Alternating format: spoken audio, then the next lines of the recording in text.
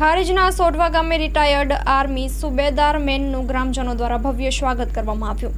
હારીજ તાલુકાના સોઢવા ગામે 10 નવેમ્બર 1976ના રોજ સોઢવ ગામે જન્મ થયેલ એવા બળદેવભાઈ ખાનાભાઈ પરમાર ભારત સરકારના સંરક્ષણ વિભાગમાં આ દેશની સેવા માટે 27 ફેબ્રુઆરી 1995ના રોજ બેંગ્લોર ખાતે જોઈન થયા હતા, જેઓએ પોતાના પરિવારની પરવા કર્યા વિના બેંગ્લોર, પઠાણકોટ, જમ્મુ કાશ્મીર, લડાખ 10 ડિગ્રીમાં બરફ વિસ્તારમાં સેવા આપી હતી। તેમજ છેલ્લે કુંભ મેળામાં પ્રયાગરાજમાં આ દેશની 30 વર્ષ સેવા કરી 28 ફેબ્રુઆરી 2025ના રોજ નિવૃત્ત થયા હતા। ત્યારે આજરોજ સોઢવ ગામે તેઓનું માન મોભાથી ડીજેના તાલે બગીમાં બેસાડી ગામ લોકો દ્વારા, પરિવાર દ્વારા, સિંગલ પરિવાર તેમજ સર્વ સમાજ દ્વારા સન્માન કરવામાં આવ્યું હતું।